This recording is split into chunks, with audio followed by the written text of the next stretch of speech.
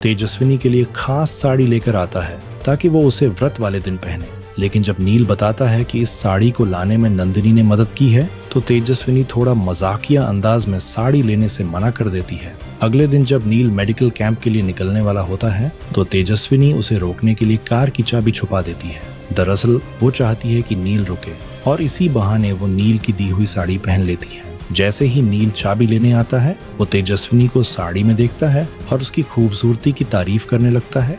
लेकिन नील के जाने के बाद तेजस्विनी का मन बहुत उदास हो जाता है। रात में वो नील को बहुत याद करती है, फोन करने की कोशिश भी करती है लेकिन कॉल नहीं लगती। सुबह होते ही नील का एक वॉइस मैसेज आता है जिसमें वो बताता है कि वो सही सलामत पहुंच गया है। ये सुनकर तेजस्विनी के चेहरे पर फिर से खुशी लौट आती है। उस दिन तेजस्विनी नील के लिए सावित्री का व्रत रखती है और सच्चे मन से भगवान शिव पार्वती के सामने नील को अपना पति मानती है। लेकिन ये सब देखकर लीना को तेजस्विनी का व्यवहार दिखावा लगता है और वो तेजस्विनी से थोड़ी नाराज हो जाती है। दूसरी ओर ऋतुराज तेजस्विनी का ये व्रत देखकर भीतर ही भीतर जलने लगता है और ठान लेता है कि वो नील और तेजस्विनी को अलग करके ही रहेगा। जब व्रत खोलने का वक्त आता है तो तेजस्विनी के पास नील नहीं होता और उसका कॉल भी नहीं लग रहा होता।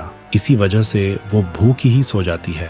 रात में तेजस्विनी को एक भयानक सपना आता है जिसमें वो देखती है कि नील का एक्सीडेंट हो गया है, जिसके बाद वो चिल्लाती हुई उठती है। तेजस्विनी की चीख सुनकर नंदिनी और ऋतुराज उसके कमरे में आते हैं। लेकिन ऋतुराज जानबूझकर अपने और तेजस्विनी के पुराने अफेयर की बातें सबके सामने छेड़ देता है, जिससे नंदिनी और अमय तेजस्विनी से नाराज होकर वहां से चले जाते हैं।